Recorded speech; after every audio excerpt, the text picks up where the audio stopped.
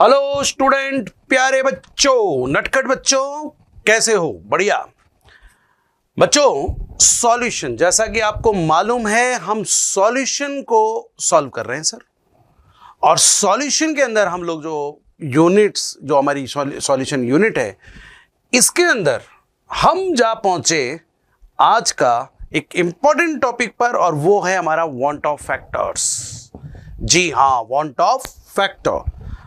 बेटा van't Hoff factor, यहां से बड़े अच्छे सोने अच्छे क्वेश्चन आते हैं सर।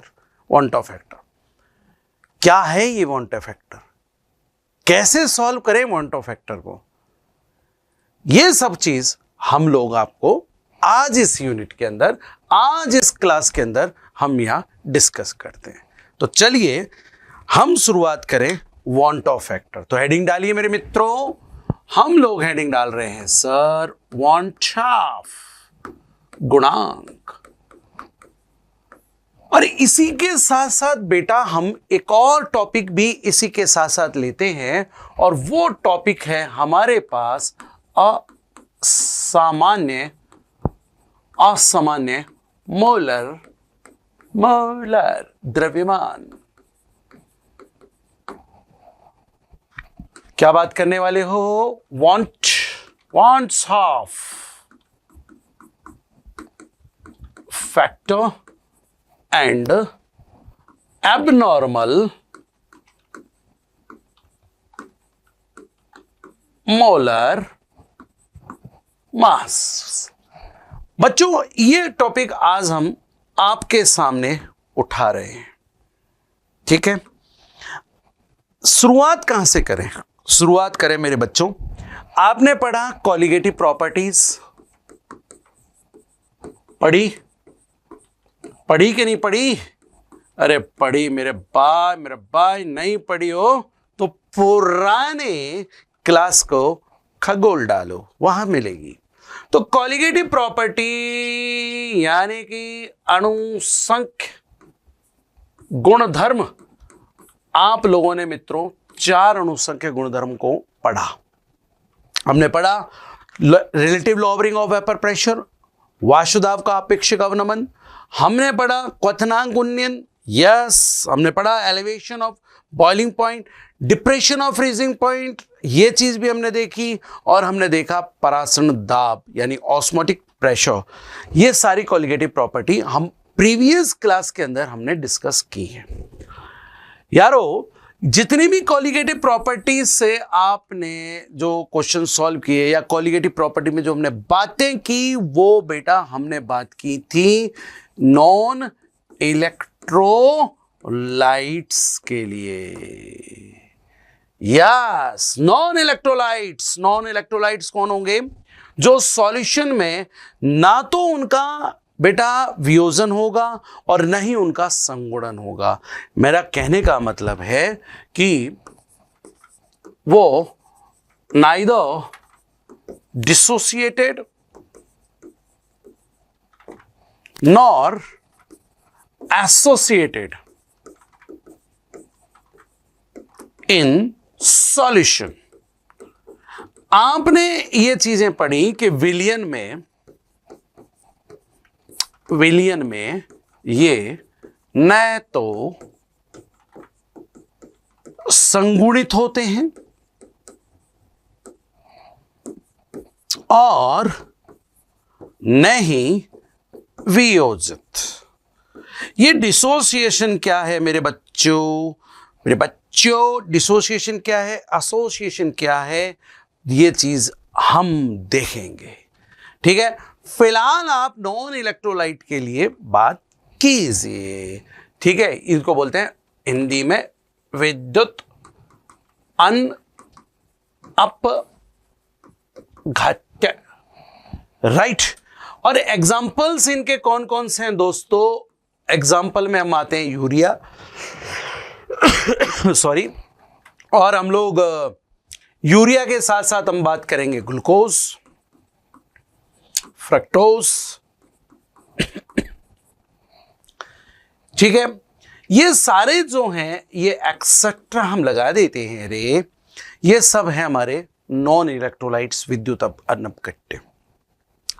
इनके लिए जो कॉलिगेटिव प्रॉपर्टीज आप कैलकुलेट करके निकाल रहे हो, ये कैलकुलेटेड ठीक है, कॉलिगेटिव प्रॉपर्टीज, ये कैलकुलेटेड कॉलिगेटिव प्रॉपर्टी इनके लिए थ्योरेटिकल कॉलिगेटिव प्रॉपर्टी के क्या होंगी, सेम होंगी। ऑब्जर्व्ड बोलना चाहिए सर मुझे, observed colligative properties and calculated colligative properties both are same. अरे हिंदी में बोलेंगे इसको यार क्या कि जो प्रायोगिक जो प्रेक्षित अनुसंग के गुणधर्म है, वो प्रेक्षित अनुसंग गुणधर्म सैद्धांतिक अनुसंग गुणधर्म के क्या होगा, बराबर। क्यों ये भी जानना चाहते हो? चलिए मेरे भाई, कॉलिगेटिव प्रॉपर्टी डिपेंड किस पे करती है यारो, याद है क्या तुम्हें? कॉलिगेटिव प्रॉपर्टी डिपेंड करती है number of solute particles present in the solution. ठीक है, हाँ, नंबर ऑफ सॉल्यूट पार्टिकल्स पर डिपेंड करेगी। वो डिपेंड इस बात पर नहीं करेगी उसका नेचर क्या है, कैसा है रे, वो इस बात पर डिपेंड नहीं करती। कितना है वो इस बात पर डिपेंड करती है। समझ में आ गई? तो मेरे बच्चों, ये ना बेटा आयनित होंगे ना ये संगुणित होने का मतलब आपस में जुड़ जाना, कुछ मॉलिक्यूल्स का आपस में जुड़ना, ना जुड़ेंगे ना टूटेंगे, तो जितने हैं उतने रहेंगे। इसलिए साहब कॉलिगेटिव जो कैलकुलेटेड कॉलिगेटिव प्रॉपर्टीज हैं वो ऑब्जर्व कॉलिगेटिव प्रॉपर्टी के सेम होगी। ओके, अगर ऐसा है तो मेरे भाई यहां पर एक बात और को समझ लीजिए, ये जो जनाब हैं इनका जो मॉलिक्यूलर मास है, जिसको आप बोलते हो normal molecular mass, normal molecular जो मास है, एमएम लिख रहा हूं भैया, ये abnormal molecular mass, abnormal molecular mass के समान होगा। हिंदी में कहें इसको असामान्य अनुभार सामान्य अनुभार के समान होगा। ये नॉर्मल एबनॉर्मल क्या है? नॉर्मल जो होना चाहिए रे, अरे जो होना चाहिए वो उसका मॉलिक्यूलर मास, जैसे यूरिया है महाराज, यूरिया महाराज आप थे जान लियो, इसका जो फॉर्मूला मेरे हिसाब से आपको पता है, नहीं पता है तो अब जानिए आप। कार्बन भाई साहब 12, ऑक्सीजन बहन जी 16, नाइट्रोजन चाचा जी 28 हो गए, 14 इंटू पर ये तो 4, कितना है मित्र? 20 आ गया, 4 यानी 60 आ गया दोस्त। तो यूरिया का जो मॉलिक्यूलर मास है वो कितना आएगा? 60। तो कैलकुलेटेड मॉलिक्यूलर मास और जो ऑब्जर्व्ड मॉलिक्यूलर मास है वो दोनों सेम होंगे। ठीक है, जितना आना चाहिए उतना आएगा। अगर उससे थोड़ा इधर उधर आता है, या तो कम आएगा या ज्यादा आएगा, तो हम कहेंगे अबे तू कौन है बे, तो एबनॉर्मल है क्या? तो एबनॉर्मल आदमी नहीं, तू एबनॉर्मल आदमी है। ठीक है, तो उसको बोलेंगे एबनॉर्मल मॉलिक्यूलर मास। ठीक है, तो भैया लाला हो या को काय को या को विद्युत अपघट्य को, यानी नॉन इलेक्ट्रोलाइट को मोलर मास और नॉर्मल मोलर मास, अबनॉर्मल मोलर मास दोनों क्या होते हैं मित्रों? सेम होते हैं। तो हे बंदा बंदियों, हे लाला लालियों, तो चले शुरुआत अब यहां से हो जानी चाहिए कि जनरली सारे तो विद्युत अपघट्य नहीं होते ना, नॉन इलेक्ट्रोलाइट तो नहीं है ना, मोस्टली इलेक्ट्रोलाइट्स आप यूज करते हो यारो। ठीक है, इलेक्ट्रोलाइट्स कौन होंगे यार? इलेक्ट्रोलाइट्स जो इजीली आयनाइज्ड हो जाते हैं, या इलेक्ट्रोलाइट्स वो भी होते हैं जो कि क्या हो जाएंगे, जिनके मॉलिक्यूल्स आपस में कंबाइन हो जाते हैं, एसोसिएटेड हो जाते हैं, वो भी तो हैं हमारे पास। एसिड, बेस एंड सॉल्ट, ये हैं बेसिकली, ये आयनिक नेचर इनका होता है। तो चलिए मित्रों, अब शुरुआत करें, दो अलग अलग कंडीशंस को लेकर हम बात करें। सबसे पहले हम ये कंडीशन लेके चले कि विलियन में, अच्छा हम बात क्या करना चाहते हैं, पहले इस बात पे आ जाइए ना। हम बात कर रहे हैं फॉर इलेक्ट्रोलाइट्स, इलेक्ट्रोलाइट्स की बात कर रहे हैं हम। बात कर रहे हैं सर विद्युत अपघट्यों के लिए, और विद्युत अपघट्यों के लिए दो कंडीशंस हैं। पहली कंडीशन जिस पर हम विचार किए जा रहे हैं वो ये है कि विलेय का विलियन में कहीं हो, वियोजन होता हो, वियोजन होता हो। ओके, यानी कि ओके, सॉल्यूट्स आर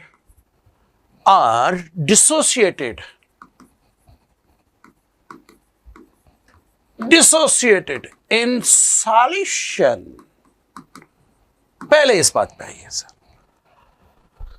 मोस्टली होते हैं सर, और कहाँ होते हैं आपको हम बात करें कि कोई भी एसिड ले लीजिए, आप अल्कलाइन ले लीजिए, आप लोग सॉल्ट ले लीजिए, ठीक है, मतलब आयोनिक कंपाउंड, ठीक है, और डिसॉल्व्स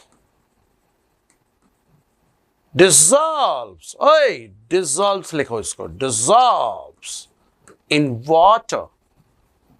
जल में इनको घोल दीजिए सर, अम्ल, क्षार, लवण बेसिकली आयनिक होते हैं यार, तो इनको आप जल में घोल दो तो इनका काम है डिसोशिएटेड होना, ठीक है। जैसे हम बात करें एक एग्जांपल ले लेते हैं प्यारा सा, क्या मैं ले सकता हूं? क्या आप नाराज तो नहीं है? ठीक है, चलिए हमने लिया KCl, ये महाराज हमने लिया। आप बोलते ये हो कि KCl आपने लिया तो इसका 1 मोल आपने लिया, KCl का आपने क्या लिया? 1 मोल। ये बात कहां हो रही है? ये बात हो रही है जब हम ये मान के चल रहे हैं कि ये मैं लिख देता हूं, बिफोर डिसोसिएशन, वियोजन से पूर्व की बातें चल रही है, वियोजन से पूर्व। या तुम ये मान के चलो, ये कह के चलो कि साहब मैं ये मान के चल रहा हूं कि इनका कोई वियोजन कुछ नहीं हो रहा, जितना है उतना ही यहां पर सॉल्यूशन में वो रहेगा, हम ये बात कहना चाहते हैं, ठीक है। तो इसका इनिशियली हमने क्या लिया? 1 मोल हमने ले लिया, ठीक है। 1 मोल आपने ले लिया दोस्त। चलिए कॉलिगेटिव प्रॉपर्टी निकालते हैं, और कॉलिगेटिव प्रॉपर्टी मैंने निकाल लिया। चलिए delta TB is equal to क्या था? KB into m. एम क्या है? एम क्या है? मोलालिटी, ये मोलालिटी है, ठीक है। और हमने ये मान लिया कि इसका 1 मोलल सॉल्यूशन है। मैं क्या लिख दिया बे? टी लिख दिया, टी लिख दिया तूने। 1 मोलल सॉल्यूशन इसका हमने लिया है, एक्वस सॉल्यूशन हमने लिया है, मोलल यानी इसकी मोललता कितनी? 1, ठीक है। टेम्परेचर फिक्स कर दिया एट डेफिनेट टेम्परेचर पर हमने ये ले लिया सर, ठीक है। तो एम की वैल्यू तो 1 हो गई, और वाटर इसके लिए KB की वैल्यू 0.52 केल्विन किलोग्राम पर मोल आ गई। M1 है, तो मेरे बच्चों डेल्टा टीबी की वैल्यू कितनी आ गई? यहां रख दो, तो 0.52 केल्विन आ गया। ये आ गया सर। ये बात कब हुई? ये बात जब हुई जब आप थे मान के चाल रहे हो छो कि भैया कोई वियोजन नहीं हुआ, डिसोसिएशन हुआ ही नहीं है। तो कॉलिगेटिव प्रॉपर्टी यहां पर आ चुकी। कितनी आ चुकी? तुम्हारे सामने। मान लीजिए, सपोज कीजिए, let us suppose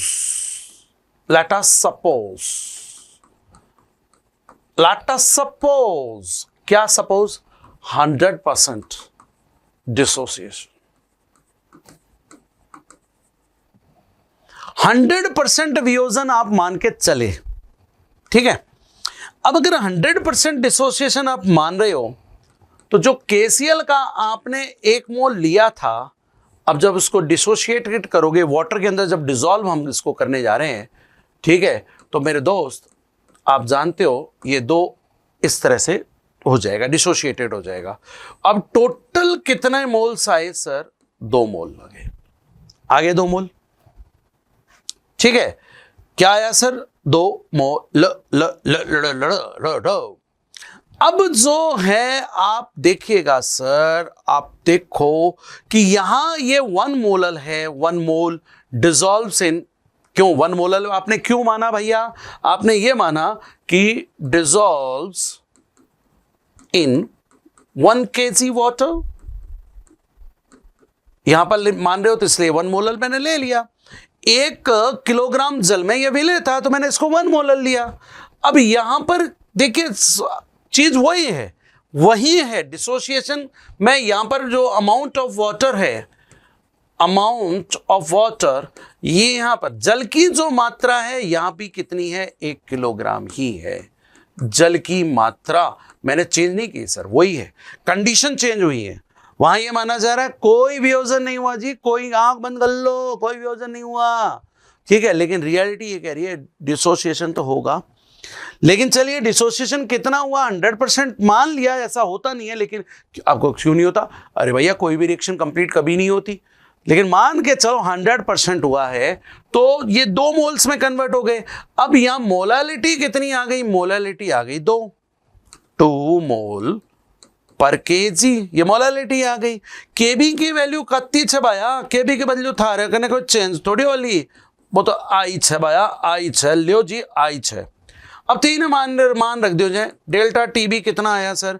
delta TB आ गया 0.52 N2 यानी कि 2 कितना आया जी? चेंज हो गई सर। अब जो बेटा आप देख रहे हो, जो एलिवेशन ऑफ बॉइलिंग पॉइंट हुआ है, क्वथनांक उन्नयन हुआ है, वो डबल हो गया। क्या देखने को मिला? डबल क्यों हुआ? यहां से आपने क्या सीखा? आपने एक बात ये सीखी, अगर मैं आपसे बात यहां करने जाऊं, ये बात ये सीखी कि number of molecules of solute, ठीक है, ये इंक्रीज हो गए। नंबर ऑफ सॉल्यूट्स अगर इंक्रीज हो गए तो देन कॉलिगेटिव प्रॉपर्टीज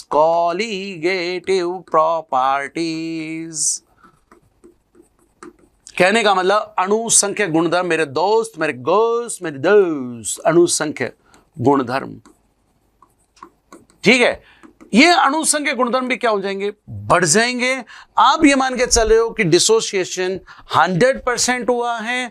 100% डिसोसिएशन अगर आपने ये मान लिया, ठीक है, अरे यार हिंदी मीडियम वालों, वियोजन आपने माना 100% हुआ है, तो जो आपका डेल्टा टीबी आया था वो डेल्टा टीबी अब क्या हो चुका है? डबल हो गया, डबल। ये डेल्टा टीबी कब आया आपका? ये था बिफोर, और ये क्या था मेरे दोस्त? ये हुआ आफ्टर, यानी डबल हो गया, ट्वाइस। केसीएल के केस में जो कॉलिगेटिव प्रॉपर्टी है वो कॉलिगेटिव प्रॉपर्टी क्या हो गई? डबल हो गई, दुगनी हो गई, दुगुनी। कॉलिगेटिव प्रॉपर्टी दुगनी हो गई सर, ठीक है।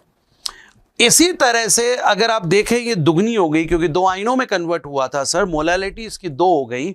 मेरे प्यारे बालकों, मेरे छोटे छोटे बच्चों, अगर MgCl2 मैं ले लूं तुम्हारे लिए तो कितने मॉलिक्यूल्स इंक्रीज होने वाले हैं? ट्रिपल। तो ये कितनी हो जाएगी सर? ट्रिपल हो जाएगी सर, तिगुनी हो जाएगी। अगर थे ले लो AlCl3 तो ये क्या हो जाएगी? 4 टाइम्स ज्यादा हो जाएगी सर, 4 टाइम्स ज्यादा हो जाएगी, चौगुनी हो जाएगी। अगर आपने K4 FeCN6 अगर आपने लिया है मेरे मित्र, तो 4 पोटेशियम आयन और ये हो गई, ये क्या होगी? 5 टाइम्स हो जाएगी, 5 गुनी कॉलिगेटिव प्रॉपर्टीज बढ़ जाएगी, 5 गुनी बढ़ जाएगी सर। ये कब की बात चल रही है? जब डिसोसिएशन 100% हुआ तब की बात चल रही है। यानी सीधी बात, नो बकवास, कि अगर डिसोसिएशन हुआ है तो कॉलिगेटिव प्रॉपर्टीज इंक्रीज होंगी। ये बात आप क्या कर लो? गांठ मार लो। ओके, अब चलते हैं मित्रों। ये तो हुआ कि कॉलिगेटिव प्रॉपर्टी का क्या हाल हुआ। यार मॉलिक्यूलर मास की तरफ चलें। मॉलिक्यूलर मास भैया क्या कहना चाहते हैं उस भाई से पूछ ले कि तू भाई तू ये बता दे तू क्या कहना चाहता है रे, तो कहता जनाब वही सिचुएशन फिर लगा लीजिए। आप ये मान के चलिए कि डिसोसिएशन से पहले की क्या कंडीशन थी, 100% डिसोसिएशन हो जाएगा, आप उस कंडीशन पे आ जाइए। तो आप अगर आना चाहते हैं, अगर ऐसी सिचुएशन पे अगर आप आना चाहते हैं तो चलिए क्यों ना हम इस बात को भी डिस्कस कर लेते हैं कि यहां पर होगा क्या रे। आओ सर, सबसे पहले हम बात करें बिफोर डिसोसिएशन। ओके, वियोजन से पूर्व की बात कीजिए सर आप। और हमारा हीरो यहां कौन है? हमारा हीरो केसीएल। और यहां हम क्या बात करें सर? आफ्टर डिसोसिएशन, वियोजन के पश्चात। ओके, तो हीरो को बुलाया जाए, हीरो भैया आप आइए, ये है केसीएल, इसका 1 मोल। आप मान के चल रहे हो कोई डिसोसिएशन फिसोसिएशन नहीं हुआ सर, तो ये 1 मोल है महाराज। अब आप इसका मॉलिक्यूलर मास कैसे निकालते हो? मॉलिक्यूलर मास निकालो। अरे हिंदी में के मेरे यार, आणविक द्रव्यमान, ले मोलर मास यार, है ना। आणविक द्रव्यमान तुम कैसे निकालते हो? Potassium 39, chlorine Benji 35.5। अब आप कहीं कर लोगा, इन्हें जोड़ दोगा, जोड़ दोगे तो जोड़ने पर आया कितना? इतना। क्या मेरा जोड़ सही है? क्या मैं जोड़ना जानता हूं? आप जब चेक कर लीजिए। ओके, यही है ना भाई। ये क्या है? आप मान रहे हो कि कोई किसी तरह से कुछ भी नहीं हुआ, तो ये जो मोलर मास है ना सर, इस मोलर मास को मैं कहने लगूंगा है क्या? ये है नॉर्मल मोलर मास। हिंदी में बोले तो इसको बोलेंगे सामान्य अणुभार। ये सामान्य अणुभार है बेटा। ये जो सामान्य अणुभार है, ये जो सामान्य अणुभार है, ये कौन हुआ? अरे ये हुआ रे तुम्हारे लिए calculated molar mass. Calculated molar mass हुआ sir, calculated molar mass, calculate करके निकाला। यानी कहने का मतलब है थॉटिकल मोलर मास है, थॉटिकल मोलर मास। एक कहां लिख रहे हो? अच्छा, तो कहां लिख रहे हो? अच्छा, मोलर मास यानी कि यह है सैद्धांतिक अणुभार। हिंदी मीडियम वालों, सैद्धांतिक अणुभार, ठीक है, यह हमारा निकल कर आता है। ठीक है, अब यहां पर यह घटना क्या हुई? आप यह कहना चाहते हो कि केसीएल भाई साहब का 100% डिसोसिएशन हुआ। याद रख लीजिए, मैं ये मान के चल रहा हूं 100% डिसोसिएशन, ये मैं मान के चल रहा हूं। मेरे बच्चों इस बात को समझिएगा।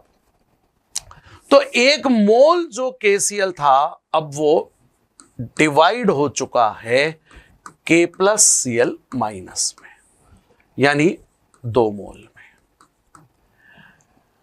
कहने का तात्पर्य यह रहा कि अगर देखिए, वैसे तो यह पॉसिबल नहीं है, लेकिन अब जो मोलर मास जो निकल कर आया है वो जो 1 इतना है, अब ये डिवाइड हो गया। अब ये KCl नहीं रहा, अब ये K+ और Cl नेगेटिव में कन्वर्ट हो गया। लेकिन ये बेटा ये सही नहीं है। मैं दोनों के मोलर मास को एक्चुअल मैं बराबर मान ही नहीं सकता हूं भाई।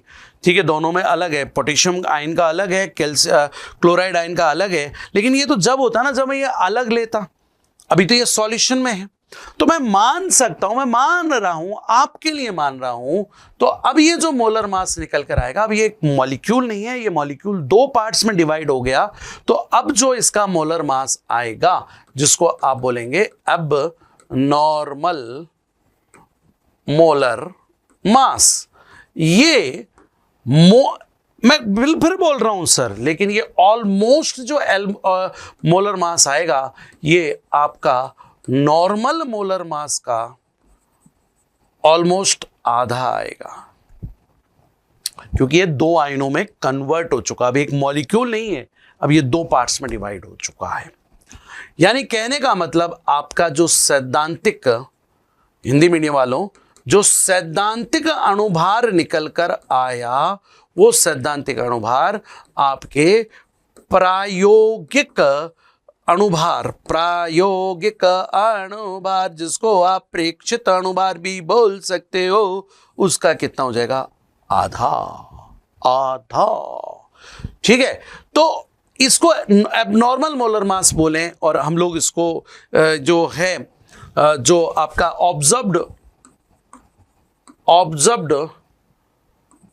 ऑब्जर्व्ड मोलर मास में मैं इन्हें कह सकूं रे बाया होते, इन्हें बात ने समझ लियो।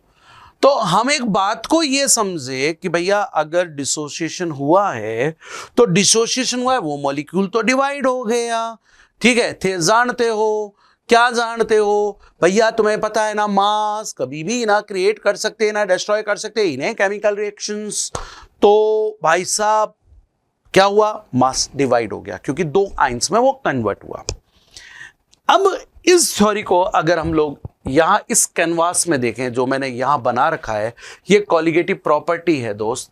अब अगर मैं आ जाऊं मोलर मास पे, अगर मैं आना चाहता हूं आपके लिए, ये जो मोलर मास आप देख रहे हो, अब ये जो मोलर मास होगा मेरे भाई, यहां तो कितना हो जाएगा? हाफ। यहां कितना हो जाएगा? 1/3। यहां कितना होगा? 1/4। और यहां कितना होगा? 1/5। जो किससे? जो इसका एक्चुअल, ठीक है। एक्चुअल को कैसे लिख रहा है भाई तू? एक्चुअल नहीं है, मैं ऐसे नहीं लिखूंगा, मैं बिल्कुल नहीं लिखूंगा, मैं बिल्कुल लिखूंगा ही नहीं मैं। इसका जो मैं बोलूं कैलकुलेटेड मोलर मास जो है, कैलकुलेटेड मोलर मास जो है, कैलकुलेटेड मोलर मास का, ठीक है, हिंदी में बोलें तो सैद्धांतिक अणुभार का ये क्या हो जाएगा? आधा हो जाएगा, ठीक है। ये आधा हो जाएगा। तो ये कौन सा मोलर मास हुआ सर? ये हुआ observed molar mass. Observed molar mass हुआ, यानी एब नॉर्मल मोलर मास हो गया, असामान्य अणुभार हो गया। ये इसका 1/3, ये 1/4 और ये 1/5। तो प्यारे बच्चों, हमने देखा क्या क्या गदर मचता है जब जब जब डिसोसिएशन होता है। तो क्या हम नहीं जानना चाहेंगे कि एसोसिएशन होगा तो क्या होगा? तो आइए ना जानिए। दूसरी बात हम लोग ये कर लेते हैं कि विलेय का विलयन में क्या हो? संगुणन हो, ठीक है। हम ये बात कर लेते हैं, ठीक है। Solute are associated in solution. अब इस बात पे आइए। पहले ये जानना बहुत जरूरी है कि हमारा एसोसिएशन कब होने वाला है, कैसे, किस केस की बात करेंगे। बेटा एक एग्जाम्पल के तौर पे मैं अगर चलूं तो मैं ये कहूंगा कि हमारे जो कार्बोक्सिलिक एसिड होते हैं, कार्बोक्सिलिक एसिड, जो भी कार्बोक्सिलिक एसिड होते हैं, ये बेंजीन में, इन बेंजीन, ठीक है, मैं पूरा ऐसे लिख देता हूं, इन बेंजीन कार्बोक्सिलिक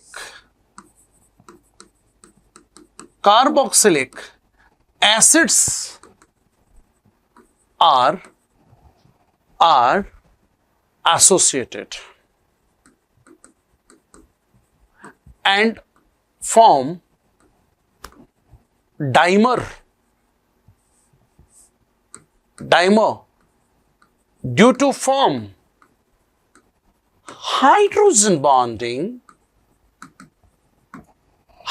बॉन्डिंग एक बड़ा प्यारा स्नेह है जी, ठीक है। ये बड़ा स्नेह है कि इनमें दो मॉलिक्यूल्स के बीच में लगने वाला बड़ा ही प्यारा प्यारा प्यारी प्यारी जप्पी जप्पी है। मैंने आप लोगों के लिए लिखा सर कि कार्बोक्सिलिक अम्लों का बेंजीन में क्या बन जाता है? द्विलक बनता है। कारण हाइड्रोजन बॉन्ड। हाइड्रोजन बॉन्ड की वजह से कैसे? रे एसिडिक एसिड का एग्जांपल ले रे। ऐसे देख बेटा, एसिडिक एसिड है ना, ये आपस में एक दूसरे से बड़ा स्नेह करते हैं। ये दो पड़ोसी हैं, ये यूं मान लो जेठालाल हैं जो बबीता पर लाइन मारते हैं। ये लो सर, आपस में कंबाइन हो गए, हाइड्रोजन बॉन्ड इनके बीच में बन गया। तो दो मॉलिक्यूल्स आपस में जुड़ गए, आपस में जुड़े, ठीक है, हाइड्रोजन बॉन्डिंग के थ्रू जुड़े। तो इस पोजीशन को बोलते हैं डाइमर। ट्राइमर भी बन सकता है, लेकिन ये कंडीशन अलग होगी, ट्राइमर अलग बनेगा, ठीक है, वो अलग चीज है। तो हुआ, ऐसा हुआ। हाँ, ये बात ध्यान रखना, ओहो ये बात भी ध्यान रखना, मेरे अभी भी शैतानी दिमाग में आई है। अगर मैं एसिडिक एसिड को वाटर के अंदर डिसॉल्व करूंगा, तो जैसे अभी मैंने त्वानु बताया था, तो क्या बनेगा? तो भैया ये दो आइंस में कन्वर्ट होगा। अभी मैं इसको ऐसे लिख सकता हूं कि एसीटेट आइंस और H+ आइंस में कंबाइन होगा। तो ये ध्यान रखना, बेंजीन में ही डाइमर बनेगा। आइए सर, वही दो कंडीशंस पर हम लोग फिर बात करें कि बिफोर एसोसिएशन, यानी संगुणन से पूर्व की स्थिति पर विचार कर लें जरा। करें? करना चाहते हैं ना, तो कीजिए ना, लाइए ना। और देखिए ना, दो मॉलिक्यूल हैं एसिडिक एसिड। बेंजीन देवता खागो रे आए, खागो लाला खागो। और बेंजीन ने क्या कर दिया? इसका डाइमर बनाया। नहीं, एसोसिएशन से पहले ऐसा हुआ। ऐसा हुआ सर, एसोसिएशन से पहले कहीं कोई किसी तरह का डाइमर नहीं बना। मान के चल रहे हैं। तो अगर आप मान रहे हो तो मान लीजिए आपने दो मॉलिक्यूल लिए और इनको डिसॉल्व किया 1 kg बेंजीन के अंदर आपने डिसॉल्व कर लिया सर। बेंजीन के 1 kg में आपने इसको डिसॉल्व किया है। तो जब आप कॉलिगेटिव प्रॉपर्टीज निकालोगे, कॉलिगेटिव प्रॉपर्टी हम निकालेंगे, जैसे डेल्टा टीबी ही निकाल लेते हैं sir. Kb into m, m यहां क्या आ गया? 2 मोलल, क्योंकि 1 kg में आपने डिसॉल्व किया है। तो ये कितना आ गया? Twice Kb। Kb की जो वैल्यू है बेंजीन देवी के लिए, जो Kb की वैल्यू है, ठीक है, वो आप लोग यहां रख सकते हैं, डबल आया। अब ये मान लीजिए यहां पर हम लोग ये मानकर चलना चाहते हैं कि आफ्टर एसोसिएशन, ठीक है, संगुणन के पश्चात, इस स्थिति पर लौट आओ। संगुणन के पश्चात आपने देखा जो 2 मोल लिए थे, अब वो रह गए 1 मोल। 1 मोल ही रह गो साहब। जहां सोल्यूशन में तुमने देखो तो पता लगो, अरे भैया लियो तो 2 मोल है, बच गो कि देख 1 मोल। कैसो है संगुणित है गई लाला, और क्या चाहिए भैया? Amount of water, amount of benzene जो है आपका विलायक, वो कितना है? 1 kg है। तो यहाँ जो मोललिटी होगी वो कितनी होगी? 1 मोलल सॉल्यूशन होगा हमारे पास, ठीक है। अब यहाँ जो डेल्टा टीबी आप निकालोगे, वो डेल्टा टीबी कितनी होगी? Kb, और ये है 1, यानी Kb। कहने का मतलब अब यहाँ कॉलिगेटिव प्रॉपर्टी हाफ रह गई। हाफ रह गई भैया, हाफ, आधी रह गई, आधी। तो लालाओ लालियों, हम एक बात है समझे कि आफ्टर एसोसिएशन, या यूं कह दूं एसोसिएशन केस में, इन एसोसिएशन केस, ठीक है, संगुणन में क्या देखोगे संगुणन में? आप ये देखिए, विलेय कणों की संख्या क्या हो रही है? घट रही है, डिक्रीजेस, घटती है। Number of solute particles decreases. अगर number of solute particles decrease हो रहे हैं तो फिर colligative properties is also decreases. अणु संख्या गुणधर्म, अणु संख्या गुणधर्म क्या होंगे? घटेंगे। अणु संख्या गुणधर्म घटेंगे तो फिर हमारे पास मोलर मास का क्या होगा? मोलर मास वहां तो आपने देखा था डिक्रीज हुए थे, यहां क्या होगा? चलिए विचार कीजिए। विचार ये कीजिए कि जो आपने कैलकुलेटेड मोलर मास निकाला, यानी जिसको आप बोल रहे हो नॉर्मल मोलर मास, सामान्य अणुभार कह रहे हो तुम। अरे राम, सैद्धांतिक अणुभार बोल रहे हो, थ्योरेटिकल मोलर मास।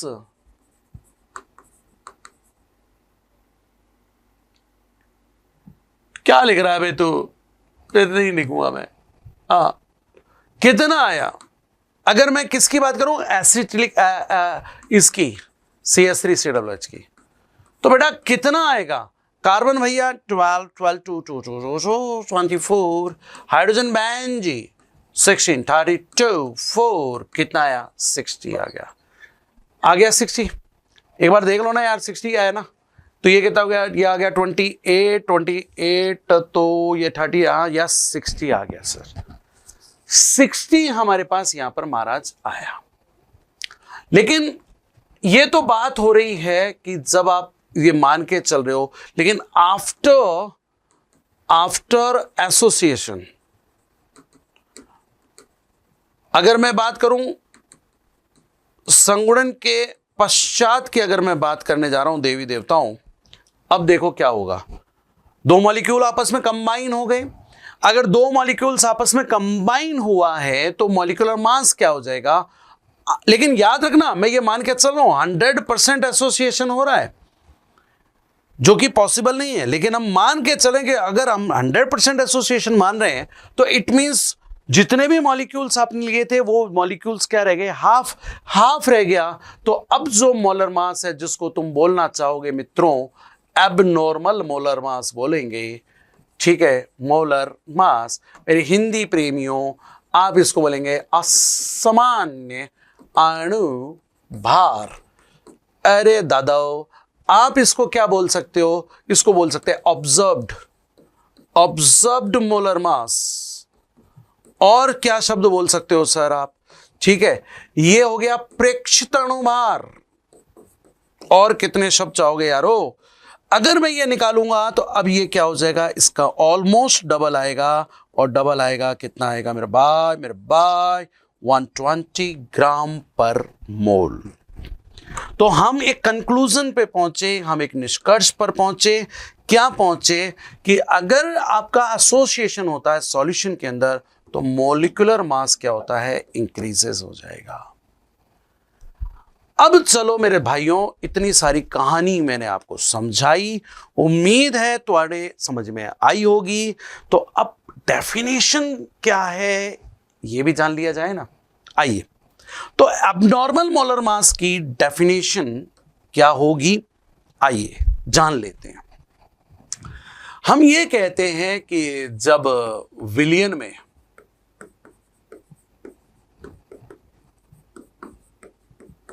विलेय का संगुणन या वियोजन होता हो, होता है तो विलेय के अणुभार में क्रमशः संगुणन हो रहा है, वृद्धि या कमी होती है। ऐसे अणुभार को सामान्य अणुभार कहा जाता है। When dissociation, when solutes are dissociated or associated in solution, then molar mass of solute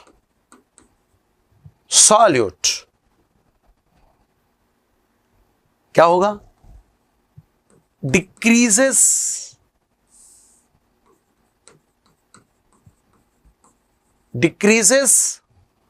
or increases respectively.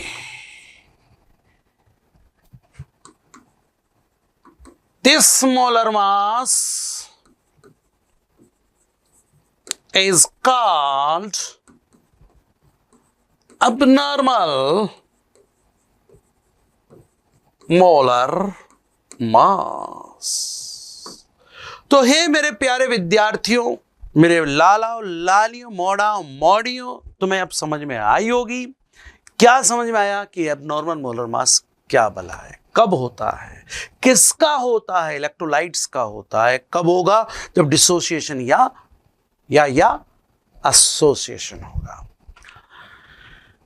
प्यारे बालकों, वांटो फैक्टर क्या भला है? अब आइए सर, वांटो फैक्टर तो रह ही गया सर, इतनी देर हमने क्या बात की। तो वांटो फैक्टर, ये जो डेविएशंस क्रिएट होता है, ये जो विचलन होता है एक्चुअल मोलर मास और जो आपने निकाला है एक्चुअल मोलर मास और जो हमारा ऑब्जर्व्ड मोलर मास है, इन दोनों में जो डेविएशंस क्रिएट होता है, जो विचलन आएगा मेरे भाई, उसको बैलेंस करना का काम। मतलब क्या कहना चाहता हूं, कितनी वृद्धि हुई, कितनी कमी। एक बात, मेरी बात सुनोगे, मेरी बात को आप ऐसे समझिए। मैं यहां से शुरुआत करता हूं फॉर केसीएल, है ना। इस बात से आपको यहां से समझाना कोशिश करते हैं। कोशिश करने में क्या होता है, आपने देखा कि जो इसका जो मोलर मास जो आ रहा है, जो आपने निकाला मोलर मास, जिसको आपने बोला एबनॉर्मल मोलर मास,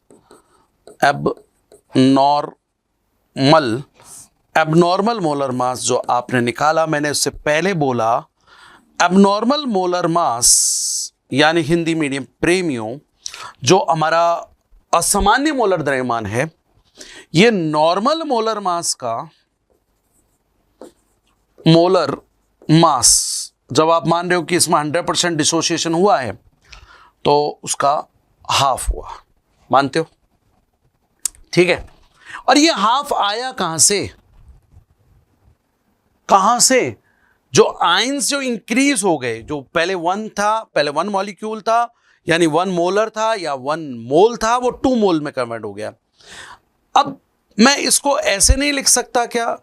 इसको मैं ऐसे ले जाऊं, एबनॉर्मल मोलर मास अपॉन, ये भाई साहब नीचे चले जाओ जरा,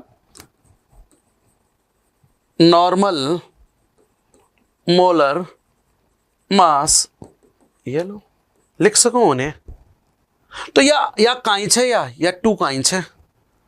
अरे ये बता रहा है कि वो डबल हो गया मेरे भाई। क्यों हुआ? क्योंकि उसका जो नंबर ऑफ मॉलिक्यूल्स थे, जो पार्टिकल्स थे, वो डबल हो चुके हैं, डबल आयनिक हो चुके हैं। ये लेकिन याद रखना, ये 100% डिसोसिएशन के लिए बात हो रही है। तो यहीं से बात आई कि यार इनमें कोई बैलेंस बनाया जाए, कोई ऐसा नंबर यूज करे जिससे कि अगर एक्चुअल में इनका तो डिसोसिएशन एसोसिएशन होगा, लेकिन जब आप प्रैक्टिकली करके निकालो तो वो एक्चुअल मोलर मास के बराबर आ जाए। तो वो नंबर, उस नंबर को इन्होंने बोला कि आप आज से कहोगे, आप क्या कहेंगे, ये कहलाएंगे van't Hoff factor. Van't Hoff factor. ये वॉन्स ऑफ फैक्टर किस बात पर डिपेंड कर रहा है कि भैया जो डिसोसिएशन हुआ उसके बाद कितने मॉलिक्यूल्स हो गए, और जो एसोसिएशन हुआ था उससे पहले मॉलिक्यूल कितने थे।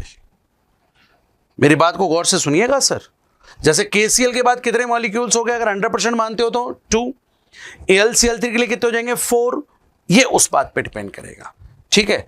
तो मेरे भाई अब यहां पर आई जो वांट ऑफ फैक्टर है हमारे पास, van'ts Hoff factor, van't Hoff factor, रे हिंदी में बोल दो रे गुणांक, जिसको आई नॉट आयोटा, आयोटा ये मैथ में है, तो ये क्या हो गया, abnormal molar mass upon normal molar mass. ठीक है, हिंदी में बोले मेरे भाई, असामान्य मोलर द्रव्यमान बटा सामान्य मोलर द्रव्यमान। यह आ गया आंसर। क्लियर? इसी चीज को हम लोग कॉलिगेटिव प्रॉपर्टीज से भी मैं इसको बात कर सकता हूं। अगर आपने देखा होगा तो कॉलिगेटिव प्रॉपर्टीज, आप जब एसोसिएशन होता है तो डबल हो जाती है, और डिसोसिएशन होता है तो ऑलमोस्ट 100% मानते हो तो हाफ हो जाती है। तो मैं क्या कह सकता हूं सर कॉलिगेटिव प्रॉपर्टीज के बारे में, क्या कहूं, क्योंकि यहां देखो ऐसे आएगा, देखिए यहां उल्टा होगा। मालिक सुनो, यहां पे क्या होगा, आपने पहले जो कॉलिगेटिव प्रॉपर्टीज निकाली थी वो क्या निकाली थी सर, कैलकुलेटेड कॉलिगेटिव प्रॉपर्टीज, ठीक है।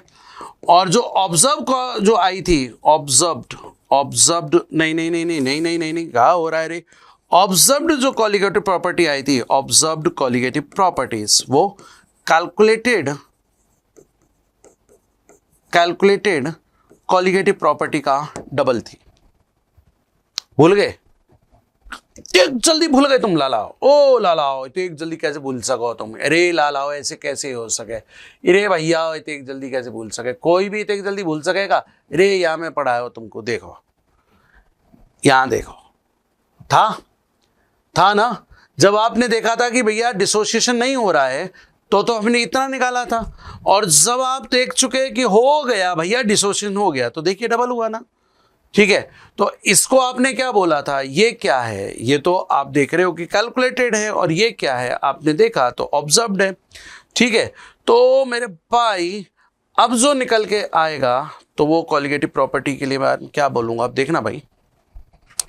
तो मैं ऑब्जर्व्ड को, ऑब्जर्व्ड कॉलिगेटिव प्रॉपर्टी, इसके नीचे कैलकुलेटेड को लेके चलूं, कैलकुलेटेड, आ गया 2। तो फिर आई क्या आ जाएगा इस बेसिस पे, वह आई क्या, नो रटंती ओनली समझंती, क्या आएगा, observed colligative properties upon calculated colligative properties, ये आ जाएगी।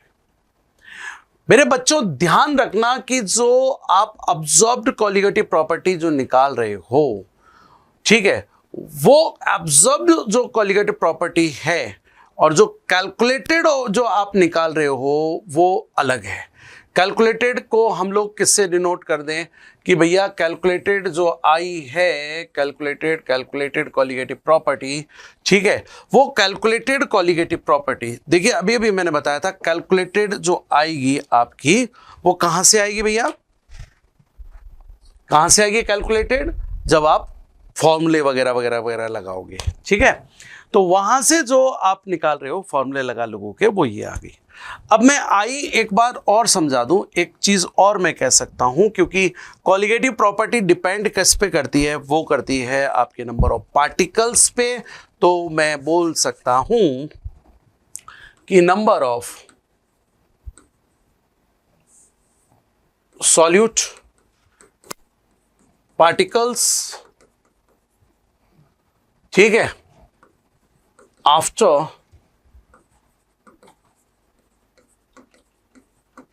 डिसोसिएशन और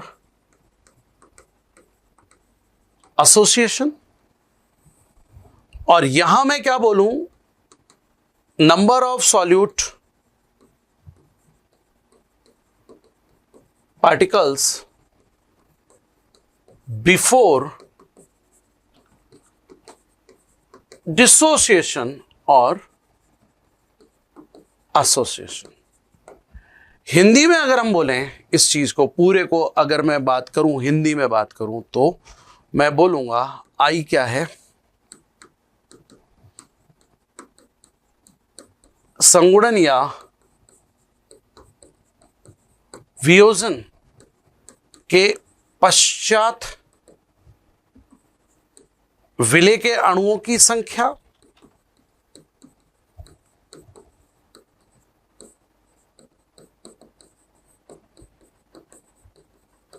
और यहां कहीं बोलू छू संगुणन या वियोजन से पूर्व विलेय के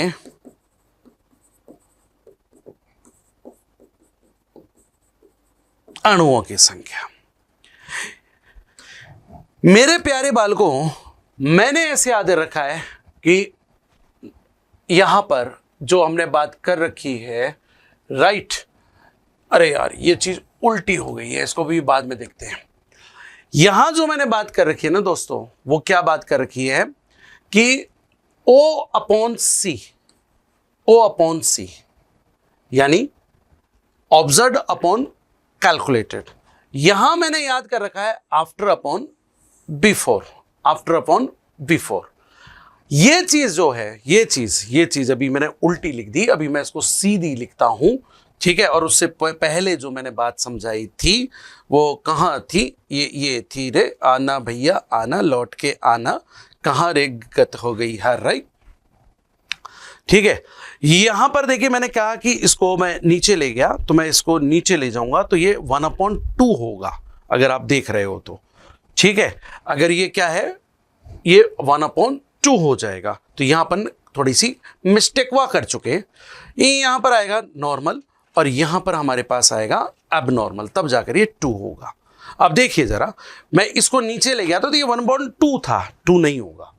तो यहां जो फॉर्मूला जो हमारे पास जो बनेगा मोलर मास के लिए जो बनेगा, आप इसको थोड़ा सुधार लीजिएगा, रिमाइंड में जाइए, और यहां जब हम लोग इस बात पे आए तो अब हमारे पास फॉर्मूला बेटा क्या बनने वाला है, मैं कहां लिखूं, मैं वापस लिखना पड़ेगा, हरे राम मुझे दोबारा करना पड़ेगा, कैसी बात होगी, आओ, आई इज इक्वल टू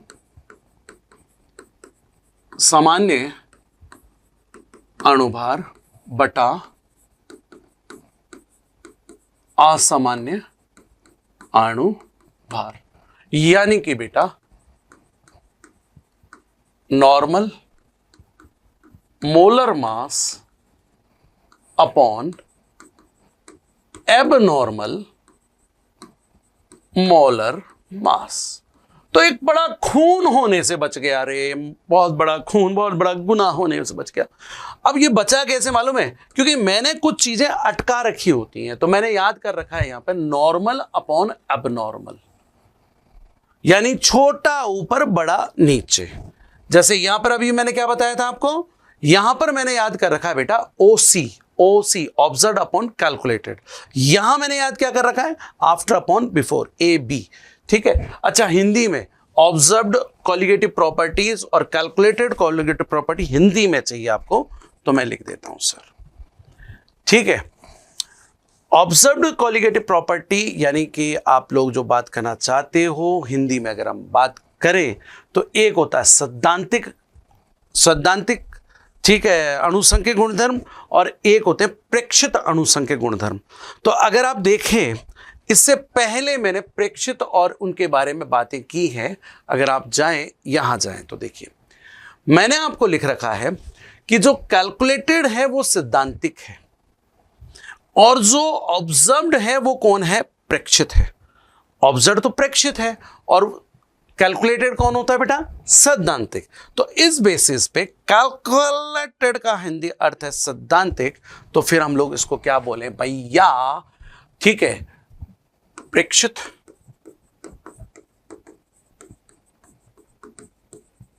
अणुसंख्यक गुणधर्म बटा सैद्धांतिक अणुसंख्यक गुणधर्म। ठीक है, बात समझ में आ रही है बेटा, प्रेक्षित अणुसंख्यक गुणधर्म बड़ा सैद्धांतिक अणुसंख्यक गुणधर्म। ठीक, आप है ना इसी चीज को ऐसे भी लिख सकते हो, I इज इक्वल टू, ठीक है, जो सामान्य अणुसंख्यक गुणधर्म है और असामान्य अणुसंख्यक गुणधर्म है। अभी अभी जो मैंने आपसे बोला, ठीक है, अभी अभी आपने जो यहां लिखा वो क्या लिखा बेटा, प्रेक्षित अणुसंख्यक गुणधर्म बटा सैद्धांतिक अणुसंख्यक गुणधर्म। और मोलर मास इनका क्या होता है, अपोजिट होता है, आपने फॉर्मूले में देखा है।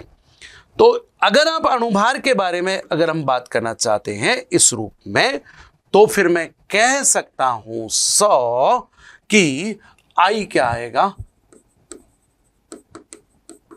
सैद्धांतिक अणुभार बटा प्रेक्षित अणुभार। आप ऐसे भी बोल सकते हो। ठीक है, बोलो सर कोई दिक्कत आ रही हो तो। ठीक, यानी कि अंडा में कहीं लिख सकूं, इंग्लिश में था लिखना चाहो तो यह आ जाएगा sir, calculated molar mass upon, ठीक है, observed molar mass, observed molar mass, English पर मत जाया सर, ये लीजिए सर। कुछ एग्जाम्पल्स लेकर हम इस बात को देखें कि क्या सही है या नहीं है। तो आइए पहले विचार करें कि वियोजन होता है तो क्या देखा जाए। ठीक है, जब वियोजन हो, ठीक है, डिसोसिएशन इस केस में देखते हैं, उदाहरण ले लेते हैं KCl का, वाटर के अंदर डिसॉल्व किया, 100% मान के चल रहे हो, 100% मान लिया सर, ये बात ध्यान रखो, बार बार लिखो। ये 1 मोल आ गया, यहां पर हमारे पास आ गए 2 मोल। ठीक है, तो मेरे भाई आई क्या था कि डिसोसिएशन के बाद, after dissociation number of molecules कितने, 2, बिफोर मॉलिक्यूल्स 1, तो कितना आ गया सर, 2। अगर मैं लेके चलूं मेरे भाई AlCl3 वाटर के अंदर डिसॉल्व, 100% डिसोसिएशन, तो क्या बनेगा, Al3+ और साथ में 3 क्लोराइड आइंस। क्या आएगा सर, अंडे 1 मोल, अंडा का तो 3 मोल। अब कहां आए लो, I is equal to after कितना 4, बिफोर कितना 1, तो कितना आ गया 4। कुल मिलाकर अब जो एक नई बात निकल कर आई वो ये निकल कर आई कि जब डिसोसिएशन वाला केस आएगा तो I की वैल्यू ऑलवेज 1 से ज्यादा होगी, I ऑलवेज 1 से ज्यादा होगा। ठीक है, ऐसे ही अगर हम बात करें कि एसोसिएशन एसोसिएशन वाले केस में, संगुणन वाला अगर मुद्दा देखा जाए तब देखो क्या होगा। आपने लिया sir benzoic acid, 2 molecules, benzene, benzoic acid का डाइमर बन गया। ये कितना है 2 मोल। जब डाइमर बना तो ये कितना रह गया 1 मोल। ओके, अब थे देखो ने आई क्या निकालेंगे आप, after upon before, after 1 molecule ये कितने हो गए 2 मोल्स, कितना आ गया 0.5। अगर ट्राइमर बनना होगा तो 1/3 हो जाएगा। इस तरह से आगे बढ़ेगा। तो हम एक बात समझ लें कि आई की वैल्यू 1 से कम होगी। No dissociation, no dissociation and no association. Dissociation नहीं है, एसोसिएशन नहीं है, देन फिर क्या होगा, जितना मोल्स आप स्टार्टिंग में लोगे उतना ही वो एक्चुअल रहेगा। तो फिर आई की वैल्यूज ऑलवेज क्या आएगी 1। 3 डिफरेंट केसेस हो गए। डिसोसिएशन आई बढ़ गया, एसोसिएशन आई कम हो जाएगा 1 से, और अगर नो डिसोसिएशन, नो एसोसिएशन, ना संगुणन, ना वियोजन किसके लिए होता है, नॉन इलेक्ट्रोलाइट्स के लिए होता है, तो उस केस में आई की वैल्यू कितनी होगी 1 होगी मेरे मित्र, 1 होगी। सब कुछ हो गया तो एक काम करें ना, आई क्या कर रहा है, ऑब्जर्व्ड और कैलकुलेटेड के बीच में बैलेंस बना रहा है। तो जितने भी इक्वेशंस या कॉलिगेटिव प्रॉपर्टीज आपने निकाली हैं उनके फॉर्मूलाज में कुछ चेंजेस करने पड़ेंगे। जी हां भाइयों, हमें चेंज करना पड़ेगा। क्या करना पड़ेगा, चलिए ये आई आप पहला रिलेटिव लॉवरिंग ऑफ वापर प्रेशर, यानी कि वाष्प दाब का आपेक्षिक अवनमन। ये केस एक तो ये था सर पहला केस। दूसरा केस था क्वथनांक, उन्नयन, elevation of boiling point.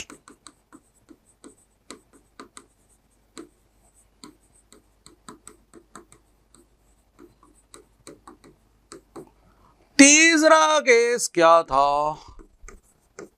हेमांक अवनमन, depression in freezing point.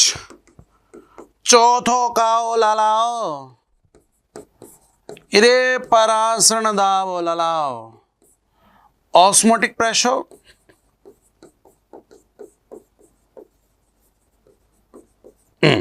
ये 4 चीज निकाली थी ना। अब इनमें थोड़ा बदलाव करना पड़ेगा।